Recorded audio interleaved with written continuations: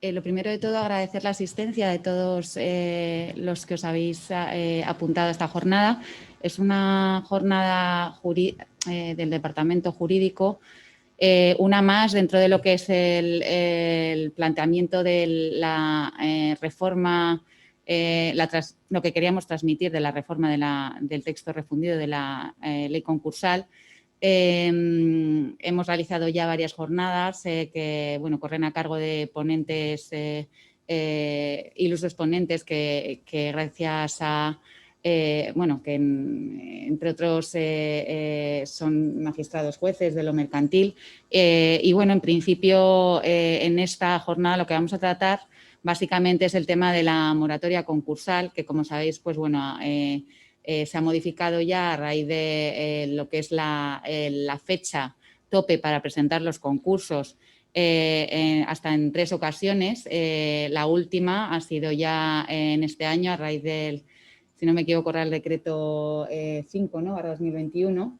En el que ya pues, se establece que la moratoria, es decir, la posibilidad de presentar los concursos, se amplía hasta diciembre del 2021. Dada la importancia que tiene esta nueva modificación, pues nos ha parecido de interés, lógicamente, prestar atención a este tema, transmitiros, intentar ilustrar al máximo posible, como ya os digo, de la mano de los ponentes que son jueces y magistrados de lo mercantil. Sí que me gustaría que a lo largo de las ponencias, que en principio creo que estaba establecido en el programa que duraría hasta las 6:30. En principio entendemos que hasta las 6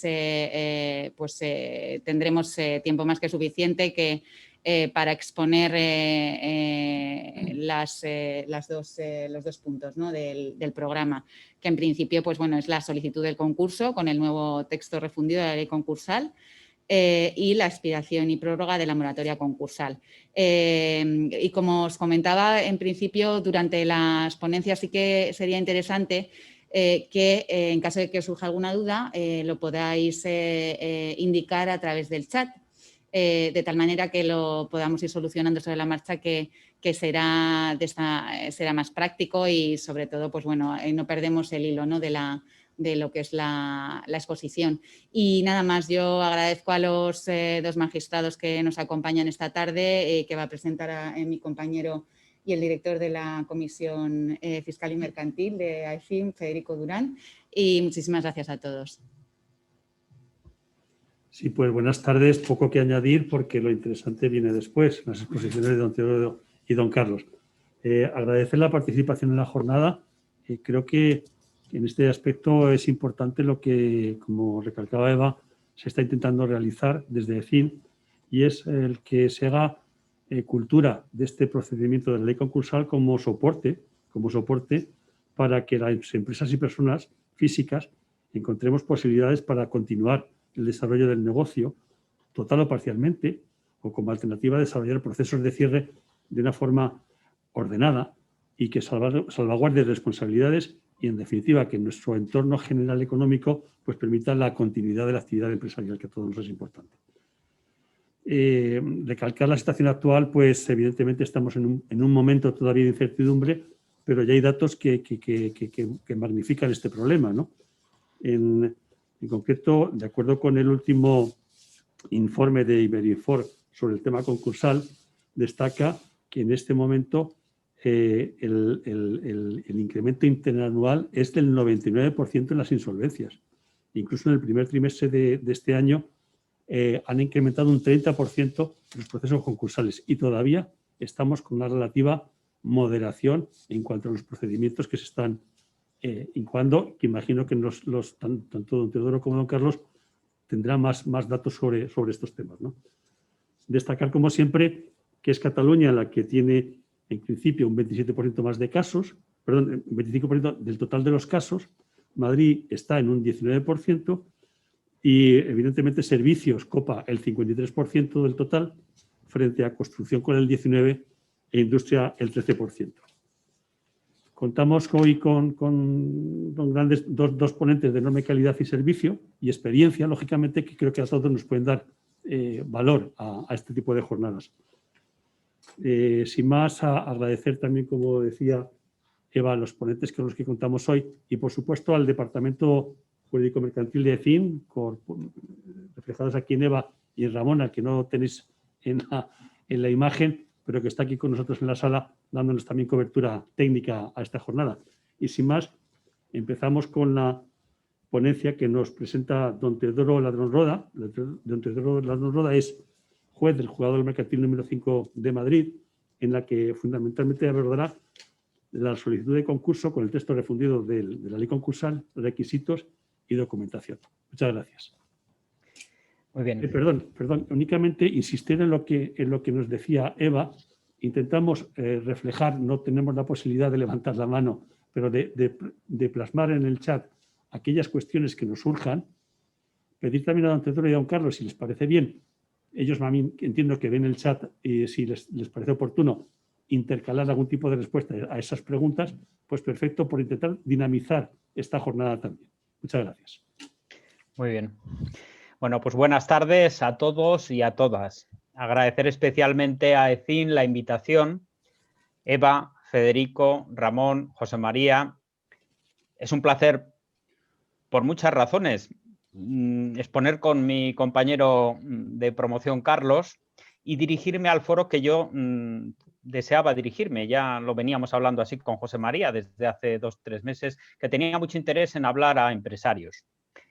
Bien, en realidad lo que sobre todo les vengo a transmitir, y con esta oportunidad de poder contar con ustedes, es un mensaje de optimismo y de esperanza. Por más que las cifras que vamos a repasar ahora, pues son un poco alarmantes. Es decir, esta mañana se ha producido un hecho importante en el ámbito de Madrid, que es la presentación de la guía de buenas prácticas de venta de unidades productivas. Es decir, la parte de la empresa que se puede salvar porque tiene una actividad, va con los trabajadores, va con una cadena de producción o va con una parte que puede conservarse y puede tener una viabilidad. Y en ella han firmado la guía de buenas prácticas que acabo de remitir en un mail para que todos ustedes la puedan tener. Se lo he remitido a Ramón. En realidad, el decano del Colegio de Abogados de Madrid ha dicho que se esperaba en el ámbito de la Comunidad de Madrid aproximadamente unos 50.000 concursos a consecuencia de la COVID. Esta pandemia que tanto nos ha ocasionado estos problemas, la vemos con esperanza. Yo ya les digo que ha supuesto un revulsivo en las formas de actuar de los jueces mercantiles de Madrid, que nos hemos puesto a disposición de los colegios profesionales, colegios de abogados, colegios de procuradores, economistas, para hacer lo que se pueda. Y hoy les van a exponer, porque eso le toca hacerlo a mi compañero Carlos, un sistema altamente eficaz para las 2 oleadas, sobre todo para la primera. Es decir, Pedro Martín, que es un reconocido administrador concursal, economista, abogado, ha dicho que habrá 2 oleadas.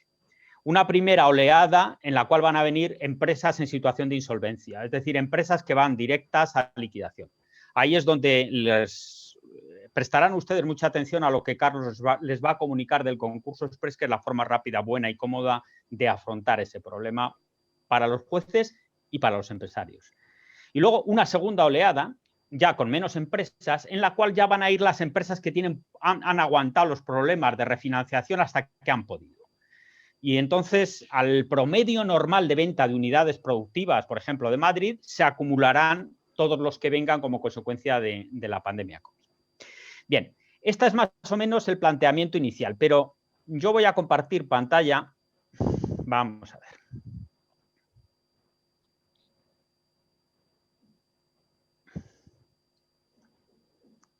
Vamos a ver, compartir. Y ahora me dejará. Aquí lo tenemos. Ya la están viendo, ¿verdad? Correcto. Vale, muy bien. Pues aquí tenemos los 3 elementos, ¿verdad? Tenemos, como ven, abajo tenemos al bichito.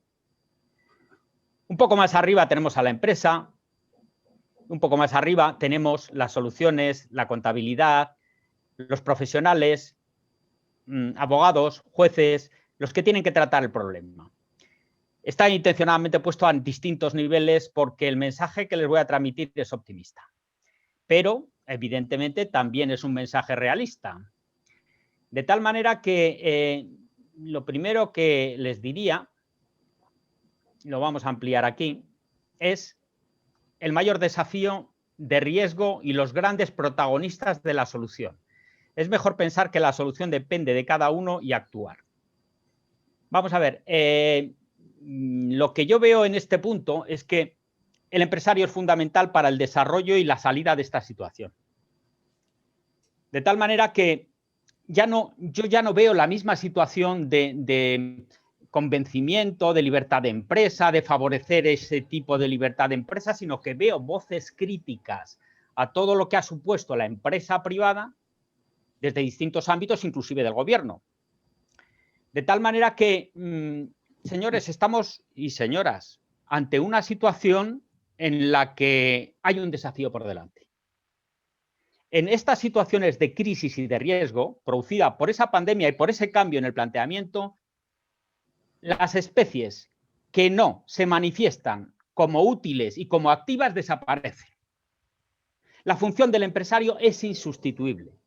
De tal manera que si el empresario no es capaz de vencer el miedo que todos tenemos a esta situación y hacer lo que es propio de él, que es aventurarse en el riesgo razonable, vamos camino de convertirnos en un país de personas subvencionadas con paguitas.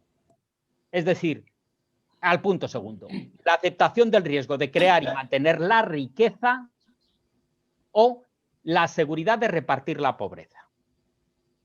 Es decir, un país con paguitas, al que tiene 4 cosas hay que ponerle buenos impuestos, repartirlo todo, no puede ser. La empresa privada, los mercantilistas, sabemos que su objeto social es el ánimo de lucro.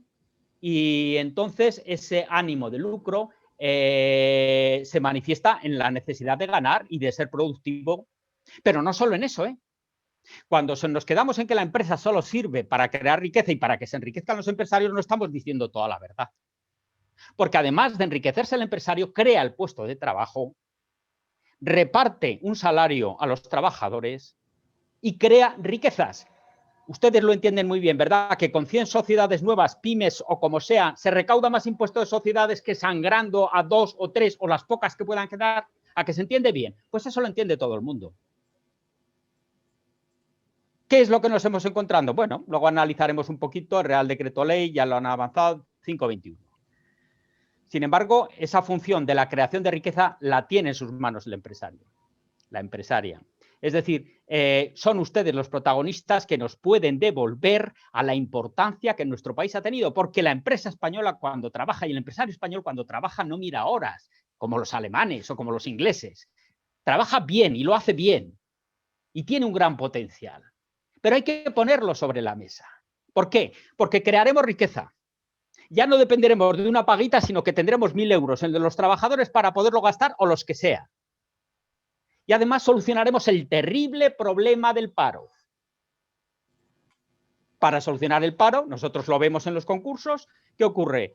Que ahí, igual que ustedes tienen todas las trabas administrativas, las cargas grandes impositivas de todo tipo para poder actuar, nosotros en los concursos lo que vemos de eso es privilegios de los créditos públicos, llámese Agencia Estatal de la Administración Tributaria, Tesorería General de la Seguridad Social. Yo no estoy diciendo que no haya que pagar los impuestos, yo no estoy diciendo que no haya que pagar las cotizaciones de la Seguridad Social. Yo lo que estoy diciendo es que en las situaciones de crisis de empresas que nos entran a vender unidad productiva, con posibilidad de conservar puestos de trabajo, hay que ser flexibles. Y si esta vez la Seguridad Social tiene que esperar, tiene que esperar. Y no haga usted como está haciendo en las sucesivas reformas, léase. Texto refundido de la ley concursal en una cuestión como es la exoneración del beneficio insatisfecho. Un ultravires, nosotros en términos jurídicos llamamos ultravires cuando en una técnica legislativa que es el texto refundido no puede variar la ley concursal, que era la que modificaba. Y entonces, cuando introduces algo que no estaba en la ley concursal, le llamamos ultravires y los jueces no estamos obligados a aplicarlo. Lo ha habido en el tema a favor del crédito público. Y una serie de cuestiones que padecemos exactamente igual y se ve lo mismo en los concursos y que tienen que levantarse y adquirir cierta flexibilidad para que ustedes puedan ser lo que tienen que ser los creadores de riqueza y nosotros podamos ser lo que tenemos que ser los que les ayudamos a mantenerla. Bien, cada uno además en su sitio. Ustedes llevando su actividad y nosotros aplicando la ley. Bien, problemas puestos de manifiesto en el preámbulo del Real Decreto Ley 521. En cuanto hablé vi la nota que habían preparado para la sesión, se lo comentaba esta tarde a Ramón, este decreto lo tuve que repasar porque no era un decreto que lo estaba contando, en realidad es un decreto que modifica sucesivas legislaciones COVID. Hubo un Real Decreto sobre marzo del 20, posteriormente hubo la Ley 320 que resumió el decreto y ahora este modifica algunos aspectos de la Ley 521. ¿Por qué se lo traigo a colación? Bueno, pues se lo traigo a colación porque en realidad aquí se empiezan a reconocer ya unas cuestiones de la situación económica que están padeciendo las empresas de nuestro país. Se dice que después de tantos meses de pandemia, el alargamiento de la crisis sanitaria en el primer trimestre del 2021 y los efectos en la economía de las medidas tomadas para frenar la expansión en todo el mundo aumentan el riesgo de deterioro significativo de balances y aumento del sobreendeudamiento, que podría lastrar la recuperación y la creación de empleo a partir de la segunda parte del año. Con el fin de responder de una manera anticipada a posibles problemas de solvencia con impacto macroeconómico, es preciso adoptar medidas adicionales de refuerzo de la solvencia en empresas viables que están sufriendo una intensa caída de sus ingresos. El objetivo del presente Real Decreto Ley es múltiple: proteger el tejido productivo hasta que se logre un porcentaje de vacunación que permita recuperar la confianza, evitar un impacto negativo estructural que lastre la recuperación de la economía española, etc. Bien, lo que les quiero decir es que esta prolongación de la crisis, aquí hay un reconocimiento público de una situación económica bastante complicada, de una situación económica que puede generar esa cantidad de concursos que se calculaban en la Comunidad de Madrid. El propio legislador lo está reconociendo. Luego analizaremos muy brevemente 2 o 3 medidas que han creado en este Real Decreto y también lo que yo veo favorable y lo que veo inconveniente. Bien, esto es prácticamente lo que es la introducción. Ahora vamos a las soluciones concursales del texto refundido que ustedes tienen que tener en mente para poder seguir toda la explicación de esta tarde, tanto la mía como la de Carlos, que vendrá después. En realidad, les explico a grandes rasgos lo que son las soluciones concursales de continuidad de la empresa, a las que ha aludido Federico en la presentación, y las soluciones concursales de liquidación, ¿vale? Brevemente se las recapitulo para que ustedes lo tengan en mente. Tienen ustedes la ponencia repartida por correo electrónico, el que tenga interés la pide y Ramón se la proporcionará sin problemas. Miren, la solución tradicional al tema de lo que era la crisis y las cuestiones de continuidad de la empresa en la ley concursal venían presididas por el convenio concursal, llegar a un acuerdo con los acreedores. Hasta tal punto que la ley concursal decía: la solución normal al concurso es el convenio es la solución normal. Bueno, ¿qué ha ocurrido? Que estamos en una auténtica crisis del convenio. ¿Qué ocurre? Que el convenio realmente ha hecho crisis porque, miren, en datos, de cada 100 empresas que van a concurso, 95% de ellas van a liquidación y solo un 5% van a convenio, pero con un agravante. De ese 95% que han ido a liquidación, un 12% son empresas que han vuelto del convenio a la liquidación. Porque tú llegas a un convenio con los acreedores, tratas de cumplirlo en 5 como máximo 10 años y posteriormente te encuentras con que es imposible cumplir. Tienes que pedir la liquidación, vuelves a la liquidación. Bueno, pues un 12% de ese 95% estuvieron antes en convenio. El convenio está fracasando. Y está fracasando por falta de flexibilidad, entre otras cosas, por falta de flexibilidad en esos temas que les he dicho. Muchas empresas vuelven a convenio porque Tesorería General de la Seguridad Social y Agencia Estatal de la Administración Tributaria se oponen a cualquier fraccionamiento, se oponen a cualquier flexibilización de pagos y son ellas mismas las que exigen los pagos de las cuotas y obligan a ir a la liquidación. No estoy, repito, nunca diciendo que no se paguen impuestos. Estoy diciendo que hay que flexibilizar. Bien, tengan en cuenta, no olviden, las mejoras de la Ley 320, puesto que yo les voy a proporcionar elementos de financiación. En realidad, la empresa en crisis, el grave problema que tiene es un grave problema de financiación. Esta ley introduce unas mejoras porque por fin ha reconocido, yo creo que en contacto con colegios profesionales que les transmiten las necesidades propias de lo que ven cada día, por fin han reconocido que a una empresa pyme, a una empresa pequeña, a una empresa familiar, muchas veces los únicos que están dispuestos a prestarles dinero son los propios familiares, los conocidos, que además tienen más información sobre la viabilidad de esa empresa que los bancos.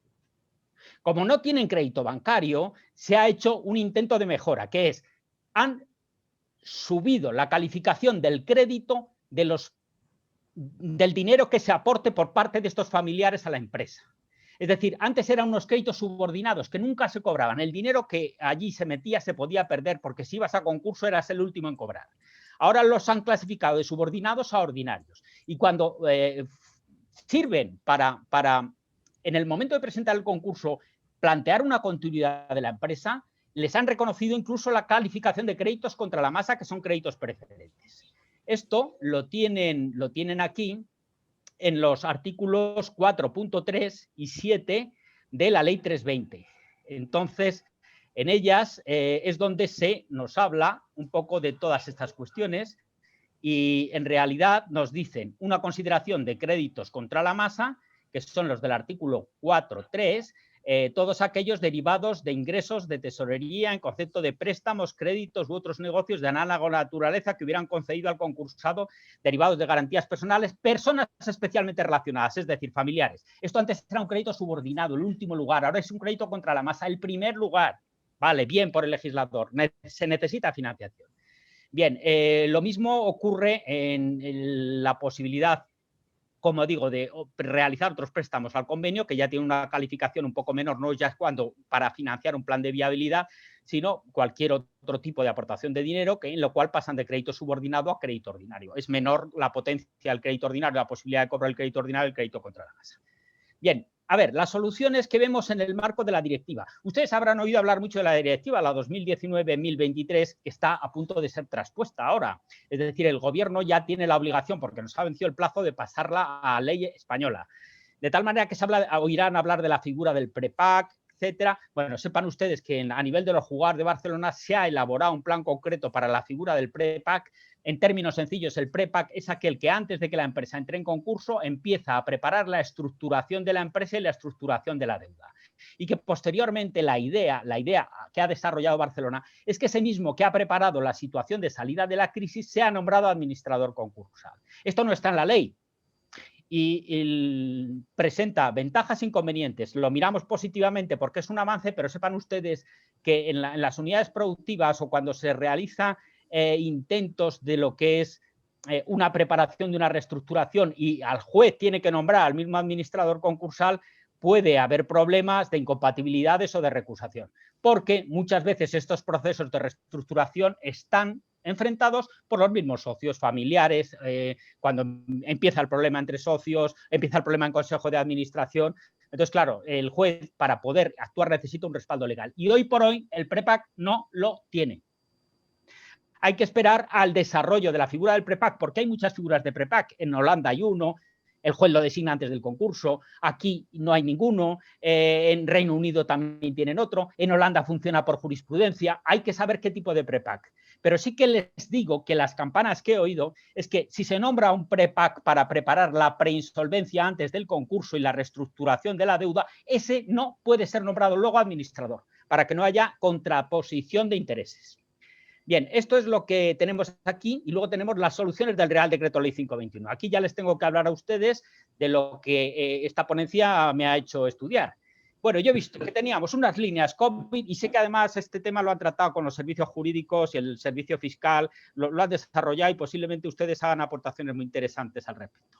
Yo he visto dos grandes líneas, la línea COVID de ayuda directa a autónomos y empresas y la línea de reestructuración de deuda. Distingo una de otra en que esta primera línea es la que destina esos 7.000 millones a ayudas de pagos directos.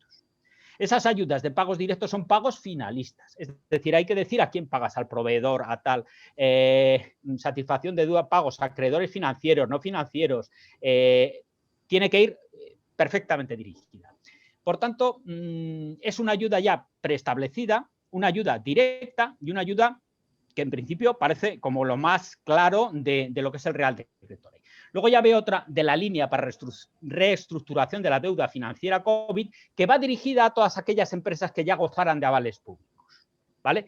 Entonces, esta, bueno, es una empresa que ya ha entrado, que ya tiene cierto margen, que ya tiene pues cierta estructuración. Bien, básicamente el problema que yo le he visto es este, el que van a ver a continuación.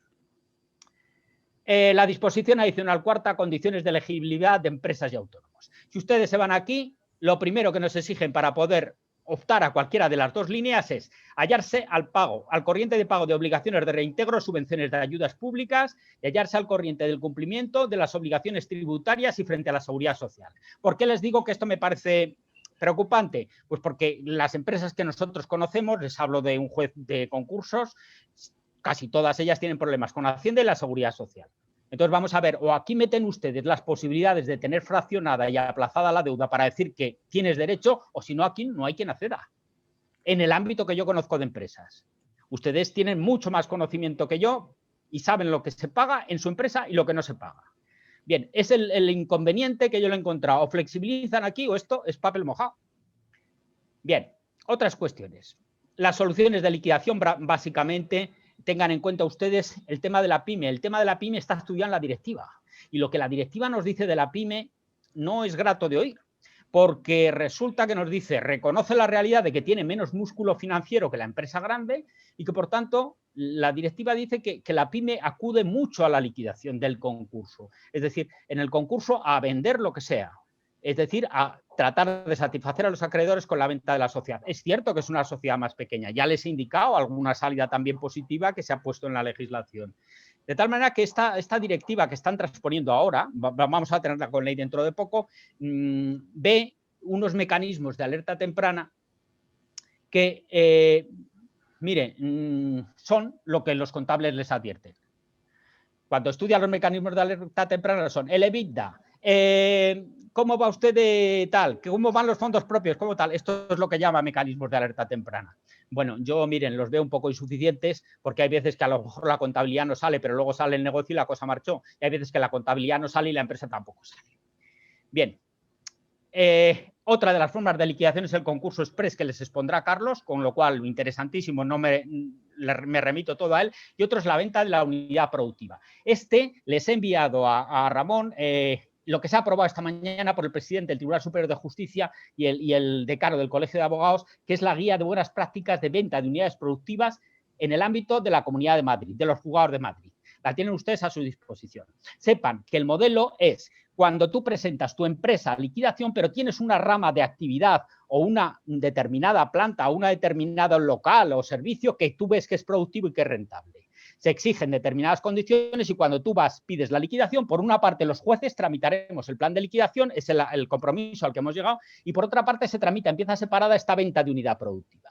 A los 2 días nos hemos comprometido a declarar el concurso de la sociedad y a nombrar un administrador concursal que en el plazo de 10 días va a decir si se acepta o no una oferta de compra de esa unidad productiva que ustedes habrán acompañado con su solicitud. En cuanto se acepten, se dicta un auto y ese auto es irrecurrible. Se ha vendido en poco tiempo, se han salvado los puestos de trabajo y se ha conseguido ingresar el dinero de lo que valía de la empresa. Bien, básicamente esto es lo de la guía de buenas prácticas. En requisitos del concurso, miren, yo les remito a lo que es el texto refundido, pero el texto refundido no ha hecho grandes variaciones porque no las puede hacer. Solo puede refundir, aclarar o armonizar la ley concursal. Sepan ustedes que siempre se declara en concurso has de ser persona natural o jurídica. Atentos a autónomos, ¿vale? A los que luego haré una breve referencia y rápida. Bien, ¿quiénes no van a concurso? Las entidades públicas.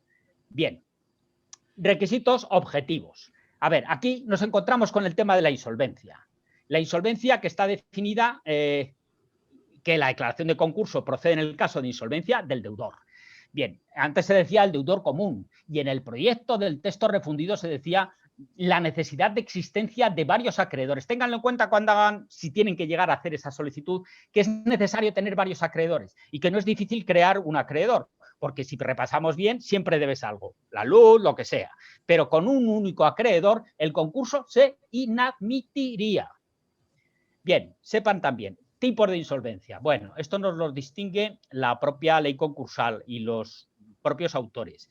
tenemos la insolvencia inminente, se encuentra en estado de insolvencia inminente el deudor que prevea que no podrá cumplir regular y puntualmente sus obligaciones. Ya tienes de una forma probable varias obligaciones que sabes que no puedes cumplir. No hace falta que todavía no las hayas incumplido. Insolvencia inminente.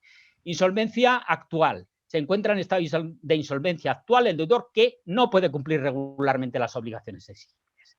Vale. Y luego tenemos, por último, la insolvencia cualificada, cuando además existen una serie de hechos concretos reveladores de la insolvencia. Ustedes tienen que saber esto no solo para presentar el concurso, sino porque se lo pueden presentar con necesario, teniendo en cuenta ustedes y sabiendo que el necesario está ahora parado. El necesario queda parado hasta que termine la moratoria el 31 de diciembre del 21, si ustedes antes presentaron un voluntario.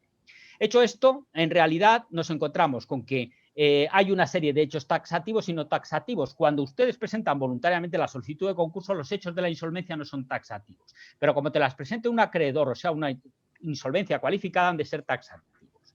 Estos hechos taxativos son los que seguramente ya conocen. Esto es el estudio de la insolvencia, lo que nosotros valoramos. Pero yo no les voy a explicar el tema de la insolvencia, porque es un tema que se siente. Cuando uno está en una empresa, uno sabe cuándo puede pagar, cuándo no puede pagar y los apuros que se pasan. Se siente y se sufre.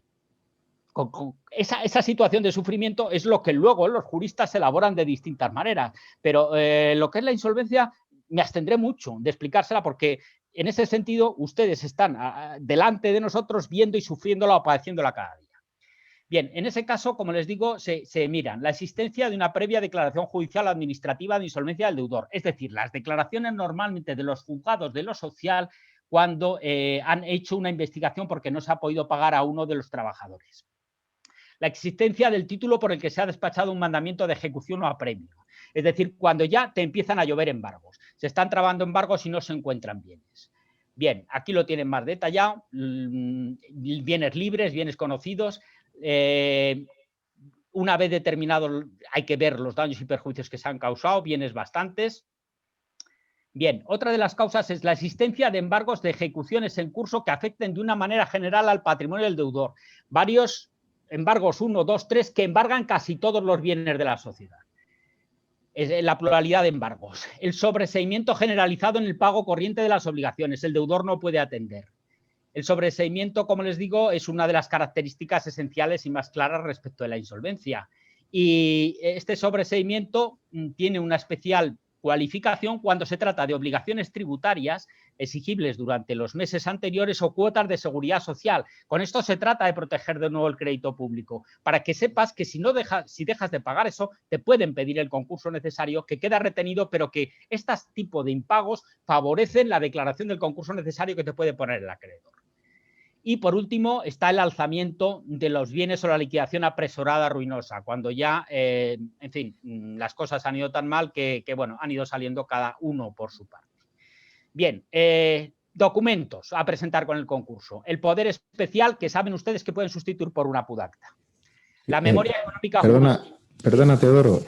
Tenemos al hilo, aprovechando ahora este inciso y el cambio de presentación, tenemos una pregunta de Olga del Pozo que nos plantea en el chat y nos dice, cuando una empresa tiene solamente deudas con Hacienda y no consigues el aplazamiento de las mismas, ¿qué debemos hacer? ¿Presentamos su concurso para continuar con la actividad? O solo tiene deudas con Hacienda con un acreedor y no presenta... Y no consigue el aplazamiento de esa deuda. A ver, yo pienso que que es muy fácil buscar un segundo acreedor. Lo iba a decir yo. Búsquense otro acreedor. Claro, o sea, una factura de la luz impagada, cualquier otra cosa, porque es que si no la cosa entra muy mal. ¿Por qué? Pues porque enseguida te encuentras con que realmente tú lo que puedes hacer es parar los embargos de las cuentas bancarias de la sociedad con la declaración de concurso. Y también puedes parar el cobro de los clientes de la sociedad. Es decir, lo que hacen es circularizar a clientes para que lo que te tenían que pagar se lo paguen a Hacienda. Entonces, yo creo que hay que buscar un segundo acreedor. Da más protección el concurso. Estoy de acuerdo con Carlos. De acuerdo, muchas gracias. Vale. Bien, estos son los documentos. Inventario de bienes y derechos. Se ponen relación de acreedores, plantilla de trabajadores, los que se tengan. Tengan en cuenta que esta relación de inventario, bienes y derechos es muy importante y no tiene por qué coincidir con los balances de la sociedad, ¿eh? Es lo que la sociedad tiene en ese momento. Balance de situación, memoria. Bueno, aquí la tienen detallada y como luego les mandaré los impresos que tienen que solicitar, eso sería suficiente. Bien. Le pregunté a Ramón si había muchos autónomos entre ustedes. Me dijo que había algunos, pero también me ha dicho José María otra cosa en la que tiene razón, que muchos de ustedes son avalistas de la propia sociedad y que, por tanto, si las cosas vienen mal dadas, no solo se entra en concurso la sociedad, sino que tienen que entrar en concurso ustedes para evitar que les ejecuten los bienes. Bueno, entonces estaríamos en dos supuestos en los cuales la persona física, en una, el que avaló a la sociedad, en la otra, el que es empresario autónomo, van al concurso de persona natural. Ese concurso debería de ir precedido por un acuerdo extrajudicial de pagos para que ustedes puedan gozar de una de las grandes ventajas que se ha introducido en la legislación nueva preconcursal, el beneficio de exoneración del pasivo insatisfecho. Es decir, primero han de intentar un acuerdo extrajudicial de pagos. Se juntan, se les nombra un mediador concursal, se cita a los acreedores, no se ponen de acuerdo, no se preocupen, no se preocupen. Con eso, con haberlo intentado es suficiente para acceder al beneficio. ¿Qué ocurre?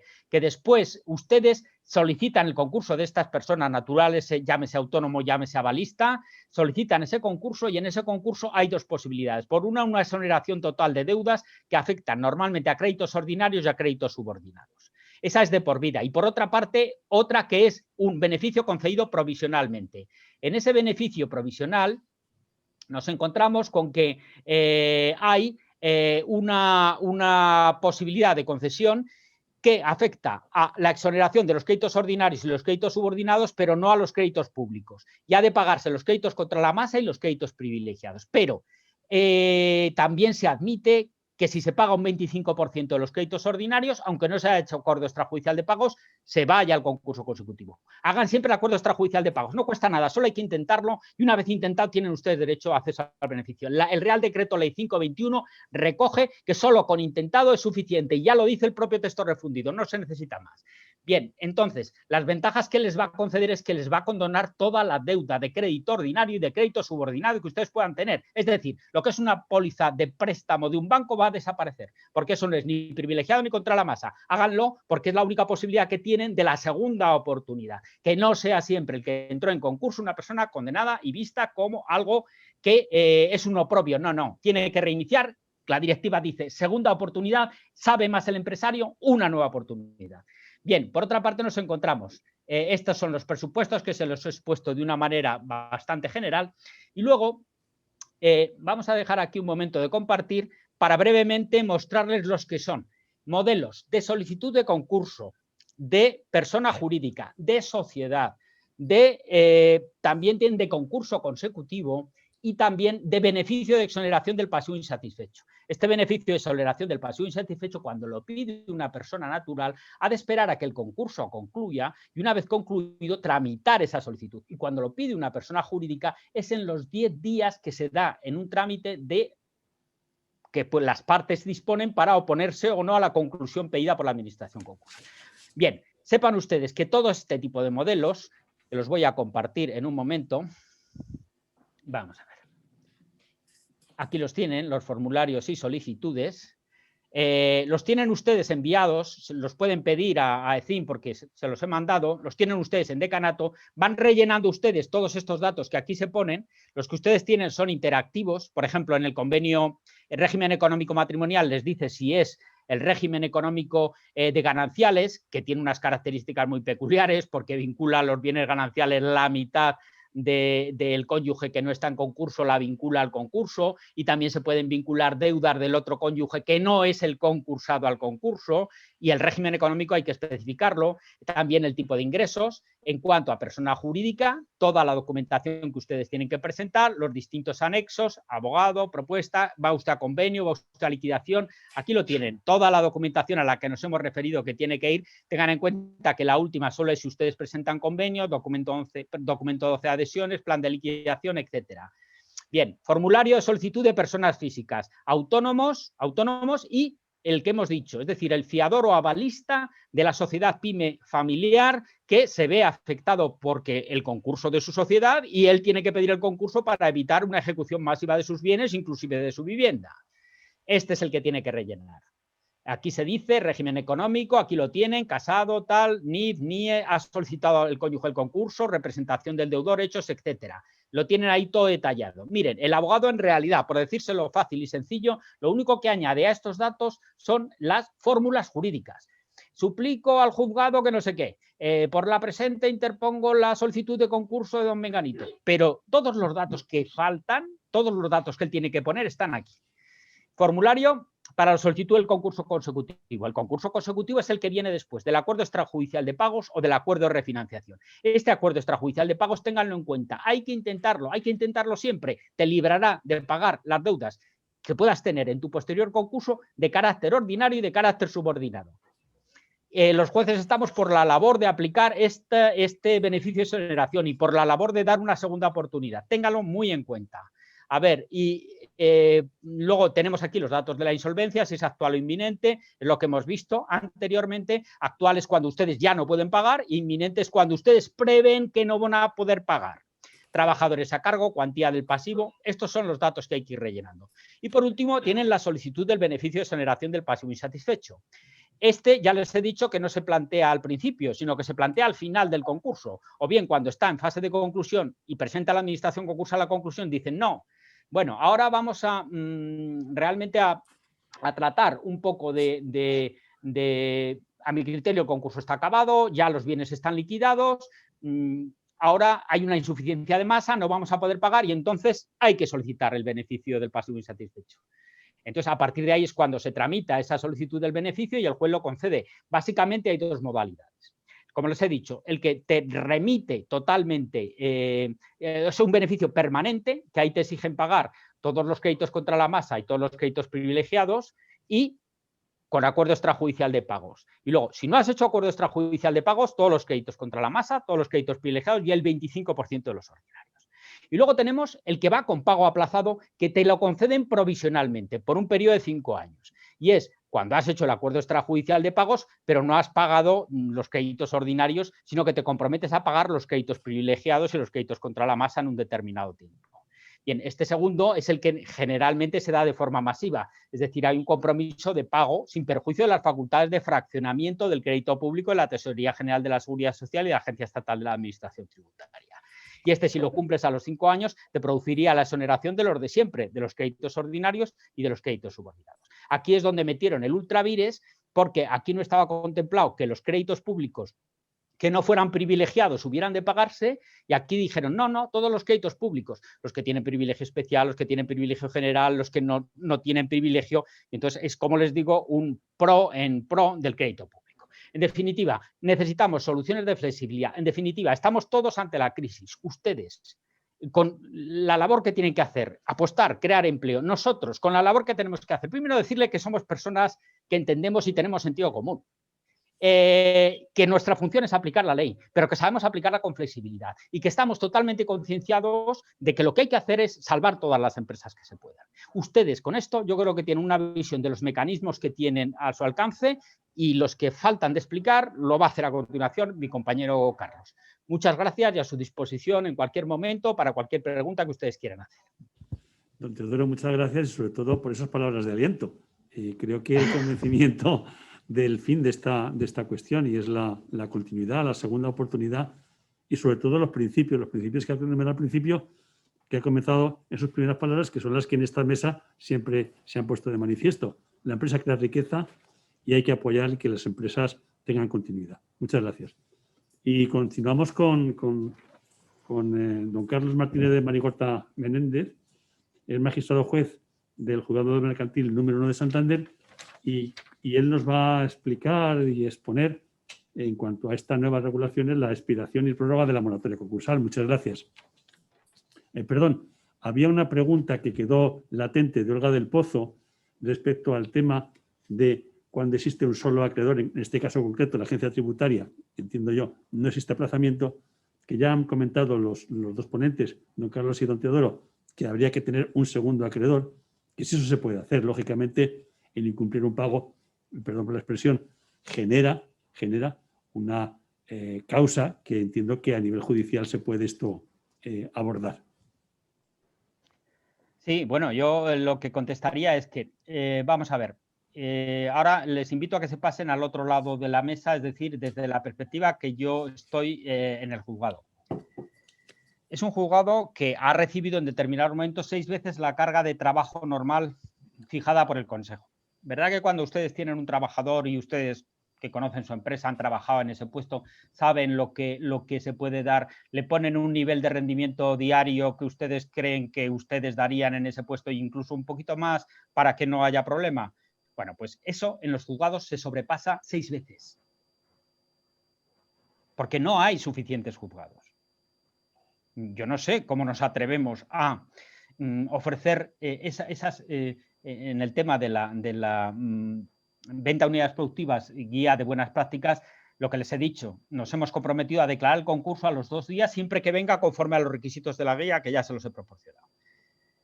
A pesar de eso, nos lanzamos. El primer punto, es decir, no esperamos a que vengan a solucionarnos ese problema, nos lanzamos a por él. Vamos a ver qué podemos hacer. Entonces, mire, yo lo que creo es que, en realidad, como usted presente el concurso con un acreedor, se lo vamos a archivar. En esta situación, yo veo un concurso con un acreedor y digo, anda, este no lo sabe. Va directo a la inadmisión, contra la que a usted le cabe apelación. Una apelación son 2 años, hasta que se resuelve. Entonces, lo que ustedes tienen que saber es que si yo dejo ahora, yo uso la luz todos los meses, pero yo doy la orden a mi banco de que esa luz no se paga. Y tengo una deuda claramente, o tengo una deuda claramente, no sé, hay montones de deudas que sirven para cubrir un requisito que es formal. Entonces, por favor, no incurran cuando ustedes ven en ese... En cambio, la solución que te ofrece el concurso frente al problema planteado por Olga es brutal, es buenísima. ¿Por qué? Porque te para inmediatamente los embargos de la Agencia Estatal de la Administración Tributaria o de la Tesorería desde la declaración del concurso. Sin perjuicio de que si ha ganado el derecho de ejecución separada anteriormente, pueda terminar ejecutando. Pero de entrada ya consigues parar los embargos. Mientras que si tú no vas a concurso porque eres solo un acreedor y es la agencia no hace falta que vayas a concurso. Ella tiene sus procedimientos de ejecución para llevarte para adelante, que es lo que ocurre cuando tienes un acreedor. Cuando tienes un acreedor no hace falta concurso. La ley de enjuiciamiento civil, las leyes administrativas prevén sistemas de ejecución singular. ¿Qué es el concurso? La ejecución colectiva. Tenemos varios acreedores y hay que repartir del deudor común. De tal manera que está claro, o sea, las ventajas que aporta son de protección al deudor. Pero claro, hay que saber que el deudor es el deudor común a varios acreedores. Pues muchas gracias, don Carlos, por favor. Bueno, buenas tardes. Muchas gracias por la invitación y por permitirnos participar en este foro y escuchar a Teo, que siempre da ganas de ponerse a abrir empresas. La verdad que tienes una vitalidad que da gusto y esa actitud positiva que tanto falta se echa a veces, ¿no? Que estamos siempre rodeados de gente con tendencia a quejarse de todo. Yo no digo que no tengan motivos, pero al final la realidad es la que es y seguro que la vives mejor si tienes una actitud como la de Teo. Yo, por mi parte, pues intentaré explicarles brevemente lo que ha sido la evolución de las medidas a moratoria concursal y el asunto del concurso express, que es efectivamente pues una vía muy eficaz y muy rápida para conseguir incluso la cancelación de la hoja registral de una empresa que apenas tiene activos de una manera muchísimo más rápida y menos complicada que a través de la liquidación, digamos, societaria y pasar el filtro de la Dirección General de los registros, de cómo se llame ahora la Dirección General, que es muy complicado el nombre. Déjenme ver. Aquí tenemos, ¿no?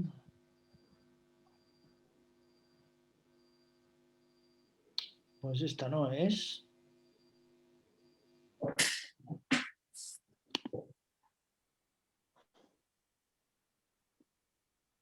Bien, aquí estamos.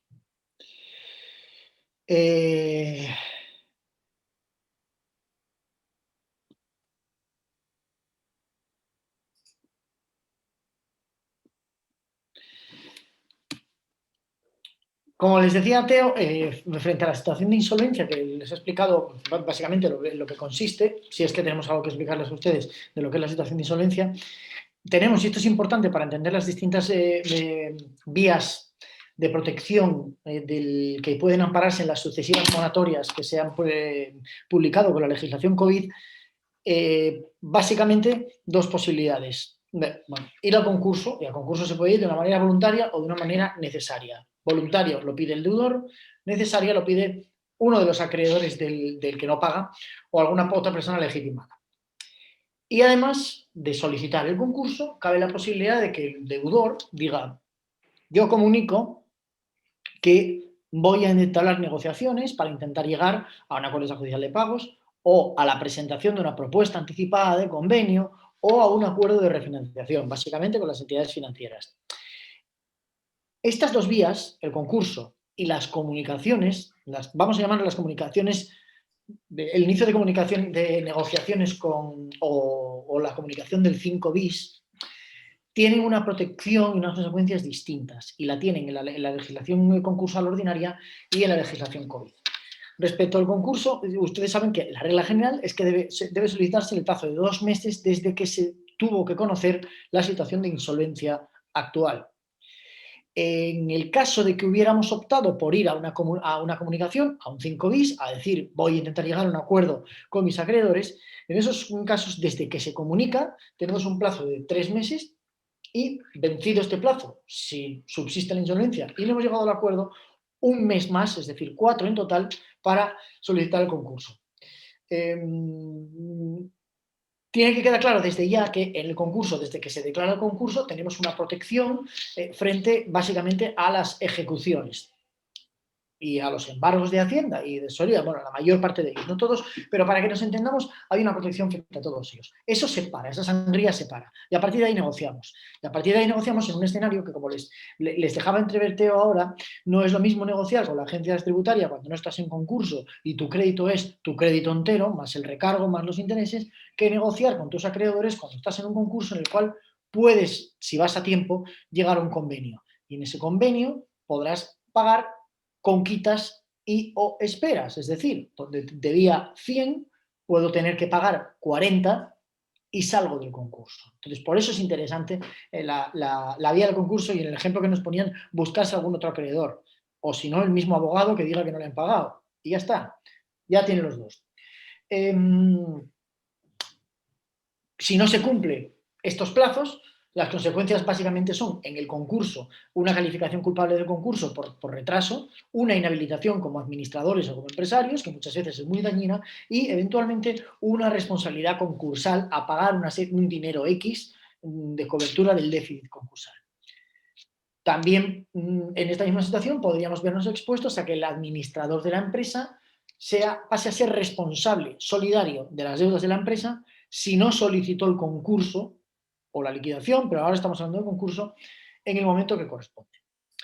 Por lo tanto, nos interesa ir al concurso a tiempo.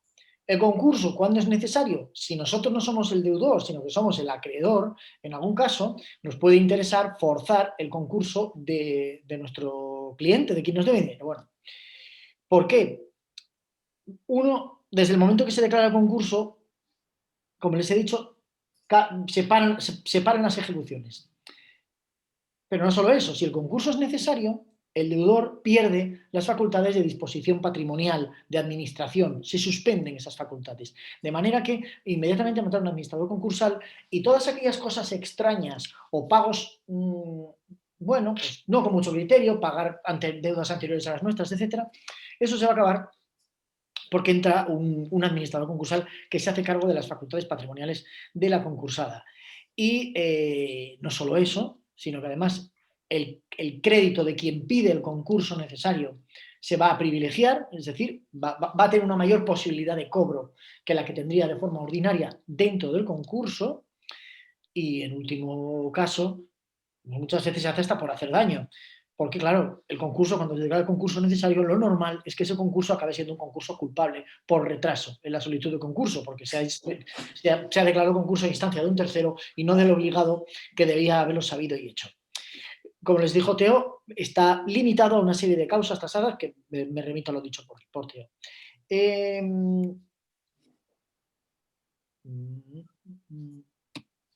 A ver si me va aquí. Aquí. Legislación de COVID. Tuvimos en primer lugar la declaración del estado de alarma, 14 de marzo. El decreto 463/2020. Lo que hizo aquí, en principio, el legislador fue decir una larga exposición de motivos de la previsible paralización de la economía y lo que dice, se suspenden los plazos procesales y no se atendía específicamente a esta situación que a nosotros nos interesa. Esto generaba un debate sobre qué plazos, de los que antes les he dicho, 2 meses para pedir el concurso, 3 más 1 para las comunicaciones, etcétera. Pues había discusiones, había quien entendía que unos plazos eran procesales y otros que no eran procesales y por lo tanto, si no eran procesales, no se suspendían y la gente en un primer momento, el empresario, no sabía si tenía que ir a concurso o podía entender que su plazo estaba suspendido. La vigencia de estas medidas era hasta el fin del estado de alarma. 3 días después, tenemos el decreto de 17 de marzo, en cuyo artículo 43 ya establece otras medidas que estarán vigentes durante el estado de alarma.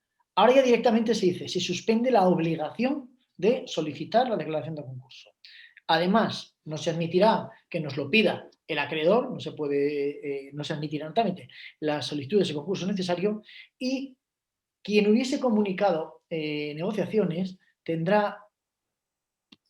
Quien hubiera comunicado el inicio de negociaciones, cuando venza el plazo, 3 más 1, tampoco tendría deber de solicitar el concurso. 28 de abril, decreto 16/2020, el artículo 11, que es la génesis del actual artículo 6 de la ley 3/2020, que es donde está el meollo de la cuestión. Aquí ya nos dice que hasta 31 de diciembre de 2020, ¿sí? No, hasta 31 de diciembre de 2020, el deudor en insolvencia no tiene el deber de solicitar el concurso, haya o no comunicado el inicio de negociaciones. Es decir, aunque hubiera ido al expediente del 5 bis y hubiera dicho que iba a intentar un acuerdo extrajudicial de pagos, lo hubiera hecho o no lo hubiera hecho, esta norma nos decía, hasta 31 de diciembre de 2020 no tiene obligación no tiene deber de solicitar el concurso. Y esto planteaba muchas dudas. ¿Qué pasaba el 1 de enero de 2021? ¿Había que solicitar ahí el concurso o desde entonces teníamos 2 meses para pedir el concurso? ¿Y había que solicitar el concurso el 1 de enero de 2021 o podíamos pedir ahí un 5 bis y por lo tanto tener 4 meses y no 2 extra? Bueno, parece que la obligación era solicitar el concurso, como luego veremos. No se admiten a trámite las solicitudes de concurso necesario presentadas desde la declaración del estado de alarma. Y luego nos decía en el tercer párrafo, si antes del 30 de septiembre se había comunicado el inicio de negociaciones para el acuerdo extrajudicial de pagos o la refinanciación, dice, aplica el régimen general de la ley. Y esto generaba también muchas dudas, muchas confusiones con el párrafo primero, que simplemente decía hasta 31 de diciembre de 2020 no tiene usted que presentar el concurso, haya o no comunicado el inicio de negociaciones. Sin embargo, este otro párrafo nos decía, si pediste negociaciones antes del 30 de septiembre, vas al régimen general de la ley. Y el régimen general de la ley era el que les decía de 3 más 1. Por lo tanto, había una descoordinación. Este decreto insistía mucho en facilitar el convenio, la modificación del convenio vigente, de los acuerdos de refinanciación o el acuerdo extrajudicial de pagos. Facilitaba también la financiación interna, lo que les ha dicho Teo es muy interesante. El legislador se da cuenta de que no tenemos crédito público, no hay financiación. Entonces tenemos que levantar las sospechas sobre nuestros familiares o las personas o empresas vinculadas y admitir que puede haber una financiación, digamos, interna sin castigarla, sin que esta financiación, digamos, se subordinase y no se pudiera recuperar en ningún momento en el concurso. Y por último, decía otra cosa, a efectos de la causa de disolución por pérdidas, no computarían las de 2020. ¿De qué estamos hablando? De aquellas empresas que tuviesen un patrimonio neto inferior a la mitad del capital social durante 2020. En este caso, la consecuencia que establece la Ley de Sociedades de Capital es que si no se adoptan una serie de medidas, el administrador concursal responderá de estas deudas. La Ley 3/2020 de 18 de septiembre ha tenido 3 redacciones. La redacción inicial mantuvo lo que les acabo de decir del decreto 16/2020, salvo en el apartado tercero. El apartado tercero era ese que decía que si antes del 30 de septiembre de 2020 habías iniciado negociaciones con acreedores, se aplicaba el régimen general. Entonces, lo que nos dice ahora la norma es, permite comunicación de inicio de negociaciones, dice, se puede haber hecho hasta 31 de diciembre de 2020. Unifica el plazo.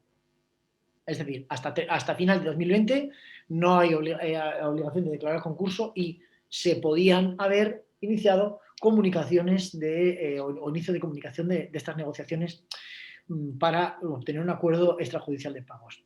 Y se aclara que en este caso el deudor no tendrá la obligación de solicitar el concurso hasta transcurridos 6 meses, no 4, 6 meses desde la comunicación. De manera que, apurando los plazos, quien comunicase, quien iniciase estas comunicaciones, estas negociaciones, el 30 de diciembre de 2020, tendría hasta el 30 de junio de 2021 para solicitar el concurso. Y después vamos a ver cómo tiene una serie de consecuencias y de diferencias. Esta norma se modifica por el Real Decreto 34/2020. Ampliamos la moratoria. La moratoria ya no es hasta final de 2020, sino hasta 14 de marzo de 2021. Y era donde se supone que iba a llegar todo el aluvión de concursos.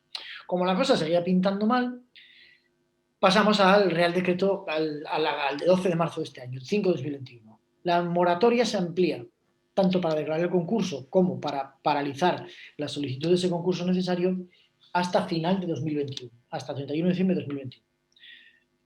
Hay prioridad de las solicitudes sobre las solicitudes de concurso necesario hasta esta misma fecha. Es decir, aunque alguien nos pidiese el concurso necesario, tenemos hasta 31 de diciembre de 2021 para pedir el concurso voluntario. Y si es así, el concurso sería voluntario y no necesario. Y por lo tanto, el deudor no pierde las facultades de administración, el acreedor no privilegiaría su crédito.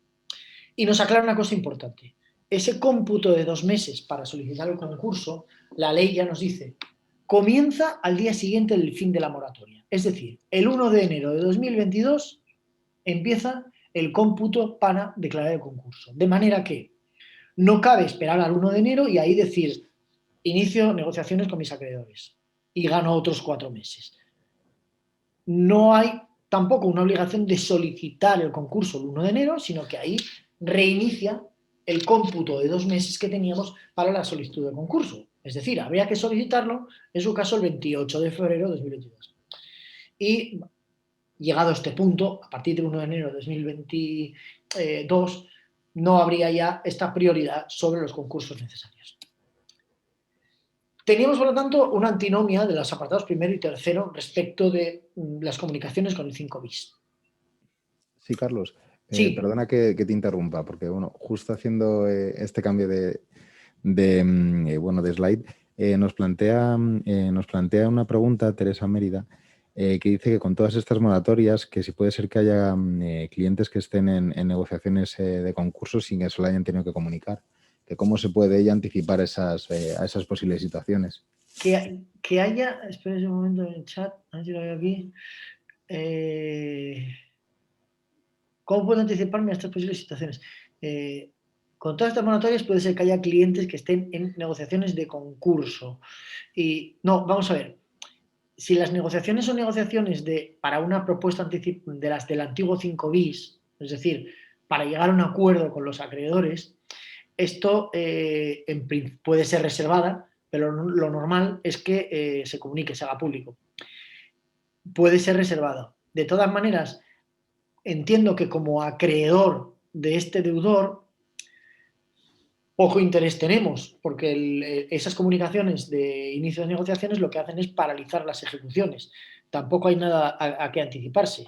Y si transcurrido el plazo de los 3 meses no se llegó a buen puerto, habría que pedir el concurso. Y entonces al acreedor se nos circulariza y se comunique usted su crédito. Probablemente no me haya explicado yo bien. No se trata de que se esté negociando un concurso o que se esté negociando cómo voy a pagar al resto de mis acreedores y por lo tanto alguien se me pueda adelantar. Desde ese momento se paraliza todo. Y luego una de las virtudes, que tiene el concurso precisamente es tratar de conseguir que el pago o el reparto, digamos, de la masa activa del deudor sea ordenado y no estemos jugando a ver quién llega antes. Entonces, desde el momento que hay una de estas comunicaciones, ese orden ya entraría en juego. Vamos a ver.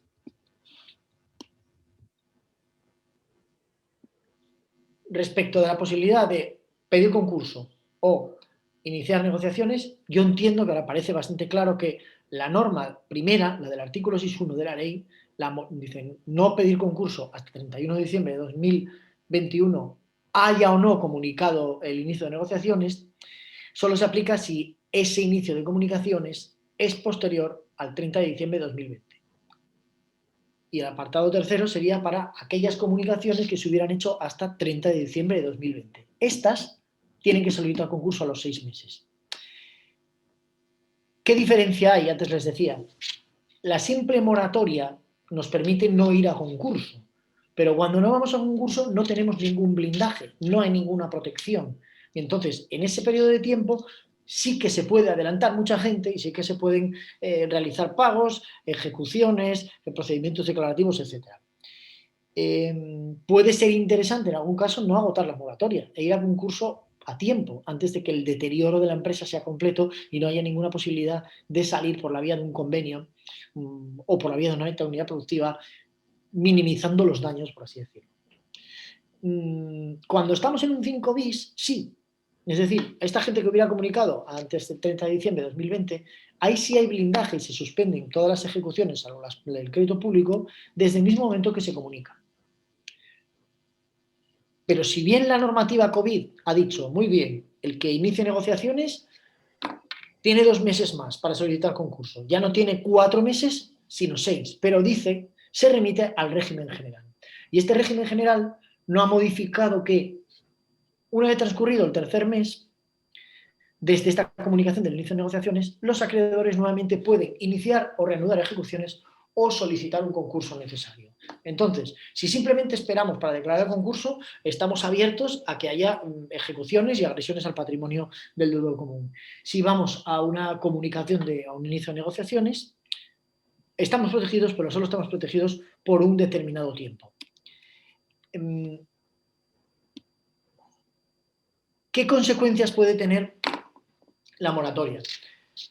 De cara a la calificación del concurso como culpable, que es algo que preocupa mucho, como no puede ser de otra manera, al administrador social, hay que tener presente que esta normativa COVID, en principio, en su redacción original, vinculaba estos efectos y estas moratorias a que la situación de insolvencia viniese motivado precisamente por la crisis de COVID.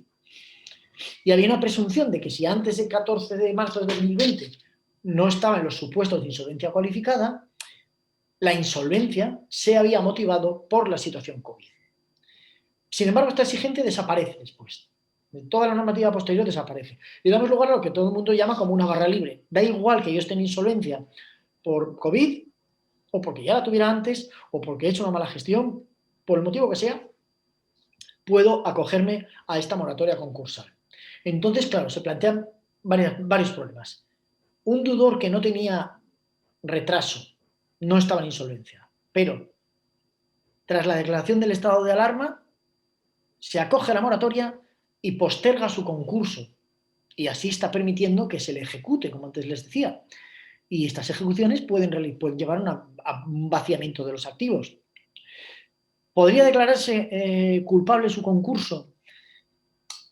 Yo entiendo que no, en ningún caso, por el retraso culpable. Es decir, nadie podría decir este concurso es culpable porque este señor no ha pedido concurso cuando estaba en insolvencia y lo sabía. ¿Por qué? Porque hay una norma que expresamente nos dice que se prorroga, hay una moratoria de la obligación de solicitar el concurso. Ahora bien, no hay ninguna norma que diga que la moratoria concursal, además de relevar de la obligación de declarar el concurso, nos releve de nuestra obligación de tener una diligencia como un buen empresario en la llevanza de la empresa y, en concreto, de no incurrir en conductas dolosas o culposas que agraven o incluso motive la insolvencia. Entonces, yo creo que ahí esto está por ver cómo evoluciona, ya veremos luego lo que opina Teo a este respecto, pero una cosa es que tengamos la posibilidad de que no tener la obligación de declarar el concurso, y eso afecta al retraso en la solicitud, y otra muy distinta es que, pudiendo declararlo, no lo declaremos y continuemos agravando la insolvencia de una forma gravemente culposa. Ahí podría haber un cierto riesgo. Cosas, digamos, positivas. Hay un motivo de calificación culpable del concurso que es la salida fraudulenta en los 2 años anteriores a la declaración del concurso. Es decir, si salen fraudulentamente bienes de la empresa, imagínense, salen bienes contra facturas o contra prestaciones de servicios que no constan. Normalmente esto se trata de utilizar esta salida fraudulenta pues, para dar salida a empresas vinculadas del patrimonio de la concursada, etc. En esos casos, lo que nos dice la ley es que hay una presunción de culpabilidad si esa salida es en los 2 años anteriores a la declaración del concurso.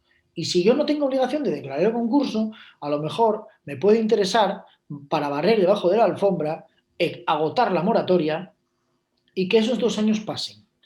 Y yo creo que ahí no cabrían otras acciones probablemente, pero dentro del concurso entiendo que no cabría una salida fraudulenta. Y del mismo modo, una reintegración de un negocio jurídico tiene el mismo problema.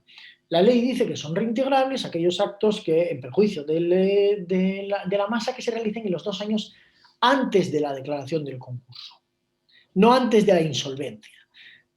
Con esta moratoria se pueden haber enjugado muchas situaciones, pues en el límite de la legalidad, digamos. Y por último, antes de ir a la declaración en conclusión. Sí, Carlos, perdona de nuevo, aprovecho para plantearte otra cuestión que tenemos en el chat. Sí, lo veo. En este caso, no sé si la puedes ver de José Luis de Barin. Sí, si es el administrador el que presta dinero a la empresa para intentar salir adelante, se consideraría crédito subordinado u ordinario cuando el préstamo es de un familiar. En situación normal, por desgracia, esto sería un préstamo subordinado. Con la legislación COVID, me parece que era 50% masa y 50%, no lo recuerdo, está no sé si el artículo 13 de la ley. Teo, no sé si estás por ahí, ¿la tienes a mano la ley? Sí, es que yo creo que lo hemos comentado antes.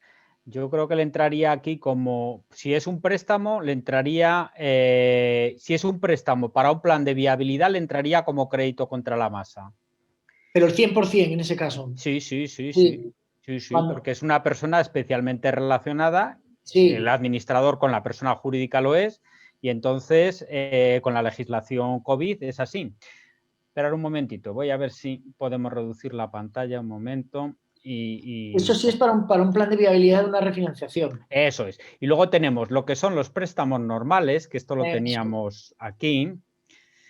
Vamos a ver, porque esto ha venido retocado también en el Real Decreto.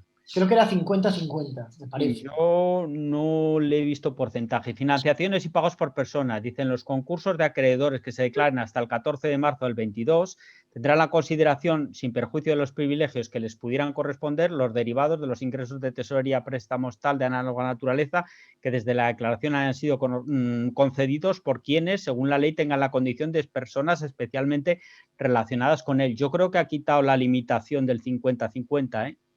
Y entonces yo creo que sería al 100% un crédito ordinario. Bueno, un crédito ordinario no es mucho en un concurso, pero bueno, es mucho más que lo que había. Pero no es mucho, pero hay una cosa. Sí que ha aclarado esta última redacción, como me has leído, ahora voy recordando, es que no tengo la ley delante, que dice sin perjuicio de las garantías que le correspondieran. Entonces, cabe la posibilidad, yo entiendo que cabe la posibilidad de hacer ese préstamo con una garantía. Y esa garantía entiendo que no debería ser rescindible, aunque fuese un acto oneroso en favor de una persona vinculada. De modo que sería ordinario, pero garantizado, es decir, acabaría siendo privilegiado. Sí.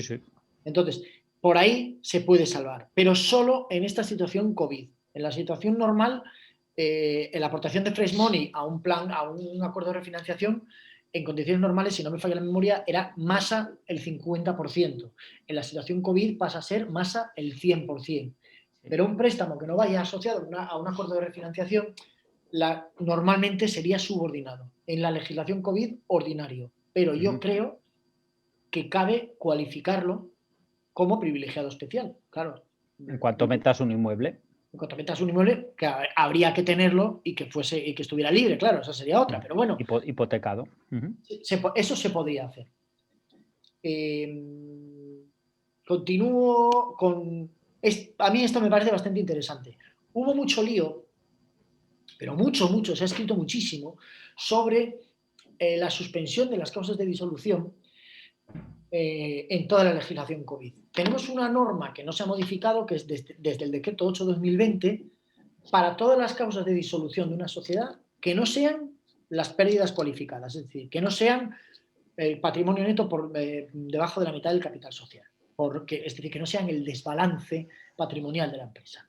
Para todas esas se suspende hasta el fin del estado de alarma la obligación de convocar la junta que debería convocar el administrador. Y si la causa de insolvencia acaece durante el estado de alarma, los administradores no responderían de las deudas contraídas en ese periodo. Saben ustedes que aflorada una causa de disolución, si no se adoptan las medidas de convocatoria de junta para remover esa causa, a partir de ahí el administrador responde solidariamente con su patrimonio de las deudas. Bien, esto desaparece. Pero desaparece con todas las causas que no sean la de pérdidas cualificadas. Para la de pérdidas cualificadas, ¿qué tenemos? El artículo 13 de la Ley 3/2020.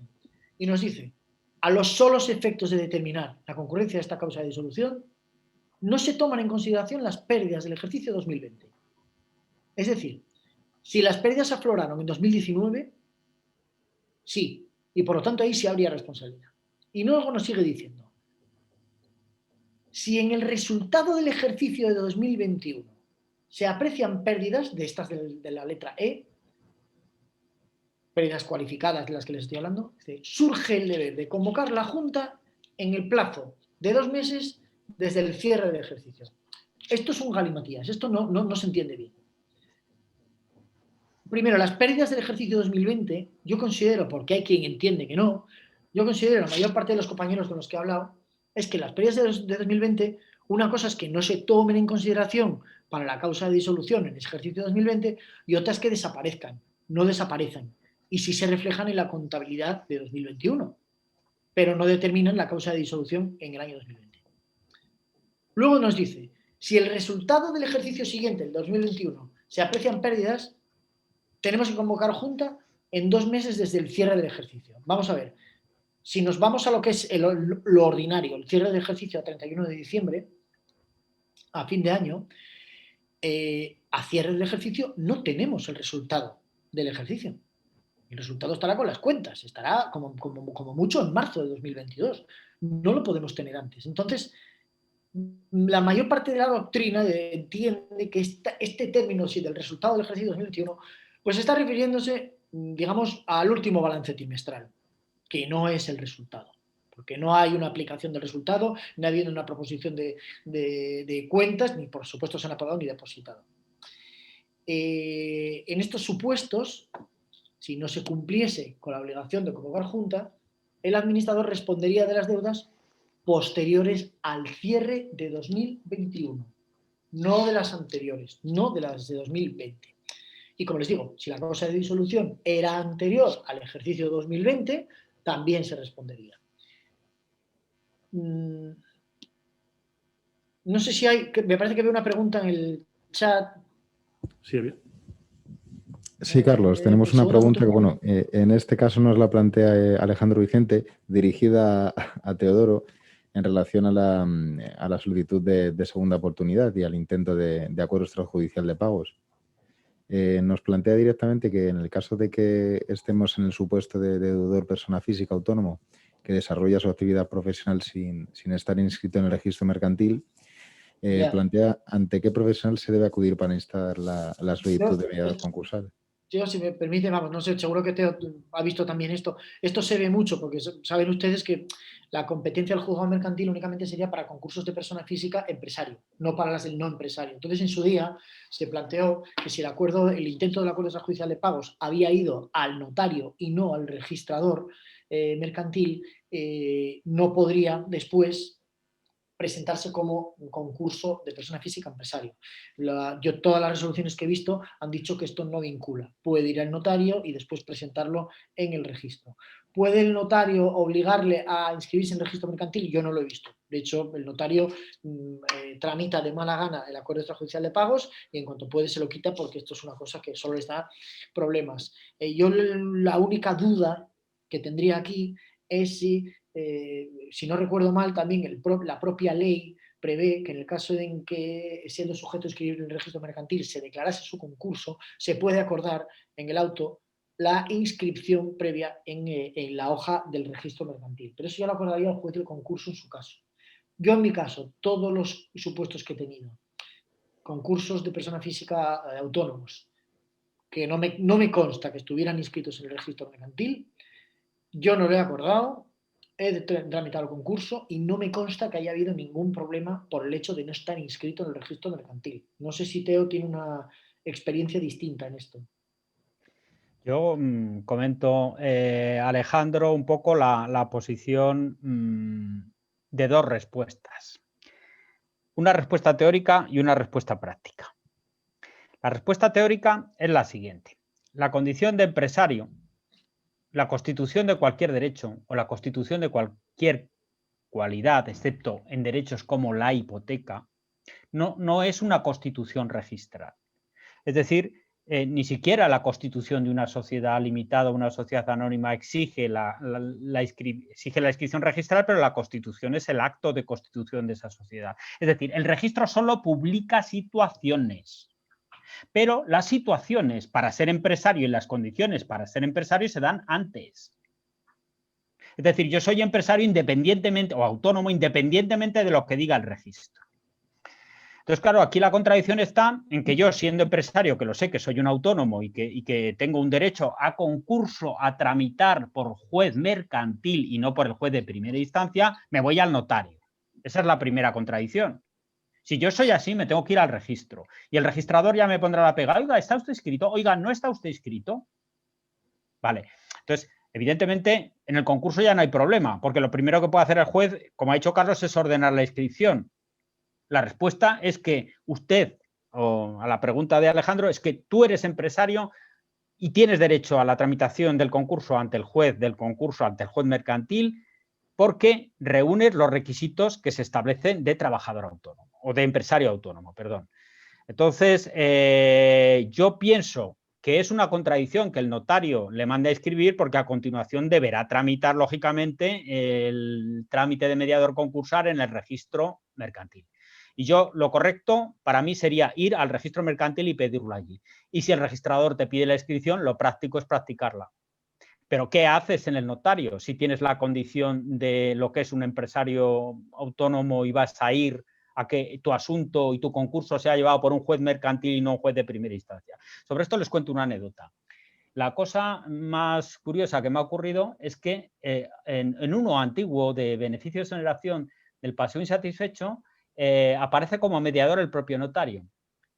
Y entonces el problema que tuve cuando posteriormente se llegó al concurso es que, claro, yo no lo tengo inscrito en el registro de administradores concursales, con lo cual no pude nombrar la regla general, que es nombrar administrador concursal, que me ocurrió y me pareció muy curiosa, pues, no la he visto más que una vez, y por lo demás, eso, yo a la pregunta le diría, oiga, ¿es usted empresario?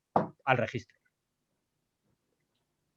Yo lo he visto una vez, Teo, y era un concurso de persona física que tenía como 24 millones de activo y 30 de pasivos.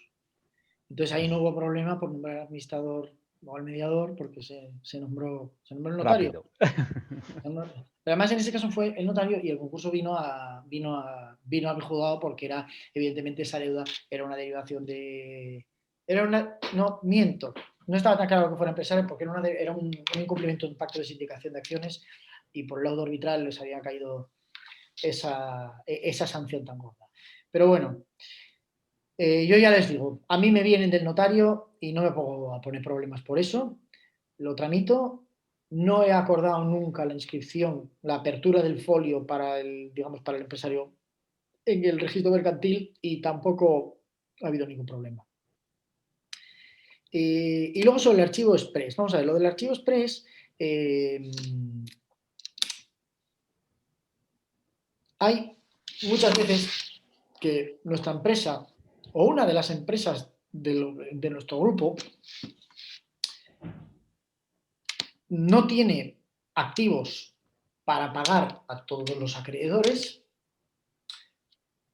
y está a lo mejor en una causa de liquidación societaria, pero si optamos por la vía de ir a la extinción, por la vía de la ley de sociedades de capital, con el nombramiento del administrador como liquidador o de la persona que le corresponda, el reparto, acabar las operaciones, el balance y después ir a presentar los registros, el registro de mano no nos lo va a admitir si no hemos pagado o decimos que hemos pagado o consignado a todos los acreedores. Porque en principio eso está pensado para una situación de solvencia. Y si no hay solvencia, tendríamos que ir al concurso. Bien. Además, en el concurso, normalmente un poco por lo que dice Teo, yo no estoy al 6, pero al doble, triple de la carga de trabajo que me corresponde, sí. Entonces yo les aseguro que cuando nos piden una declaración, conclusión del concurso, se abre el cielo y es rápido. Eso va rápido. De manera que ustedes meten eso y a los 2 días tienen el concurso declarado concluido y el folio registral cerrado y la empresa extinguida. Entonces, en determinados supuestos, esto puede ser muy interesante. Se obtiene el cierre registral, aunque no se pueda pagar, como les digo, a todos los acreedores. Hay un ahorro en costes evidente. Si usted va a un concurso y el concurso se abre, como mínimo, va a tener que pagar al administrador concursal. A ese no le va a pagar. Eso no pasa nada. Al abogado, el solicitante del concurso. Normalmente le habrán pagado de alguna manera más o menos clara con anterioridad. Pero si no, es probable que tampoco cobre este hombre. Ahora, los registros los pagan. Vive Dios que los pagan, porque si no, eso no se tramita. Y como hay algún bien que liquidar, no se liquida y no se vende si no pasamos por caja de registro también. Por no hablarles de gastos de salarios, otro tipo de publicaciones, etc. Entonces, tiene una serie de costes. Si declaramos y concluimos, no hay costes. ¿Tiene inconvenientes esto? No, se decía, bueno, es que queda la empresa fallecida, muerta, queda en el aire. Hay posibilidad de acciones posteriores, es decir, acciones tanto en legitimación pasiva como activa, aunque la activa no lo ha reconocido expresamente, pero el Supremo, la sentencia famosa de 24 de mayo de 2017, ha reconocido finalmente la personalidad residual latente de estas personas jurídicas. ¿Está extinguida en el registro? Sí, pero el que quiera puede demandar a esa empresa, porque a lo mejor declaramos, concluimos, como ahora vamos a ver, el archivo express, pero esa empresa sí tiene bienes, pero no son bienes que sean suficientes para hacer frente al pago de los créditos contra la masa y los gastos del concurso. Luego, queda abierta la posibilidad de reclamarlos con posterioridad. No solo eso, queda abierta la posibilidad de las acciones de reclamación contra los administradores, que algunas se suspenden durante la tramitación del concurso. Y siempre tendremos, aunque no haya calificación culpable, siempre tendremos la posibilidad de ir a las acciones revocatorias, pauliano o las rescisorias por fraude del Código Civil. Y además, la Ley de Sociedades de Capital nos permite que los antiguos liquidadores, y si no hubo antiguos liquidadores, lo que dice la jurisprudencia es quién era el administrador, podrán concurrir para el otorgamiento de aquellas escrituras o documentos o formalidades que fuesen necesarias para cumplir cualquier tipo de requisito de contratos que tuvieran pendientes. Yo acabo de tener uno ahora mismo para inscribir en el registro de bienes muebles y de abanderamiento de un buque cuyo armador había entrado en un concurso y después de extinguido había que realizarse esta actuación, pues se hace. Entonces, no tiene problemas y tiene muchas ventajas.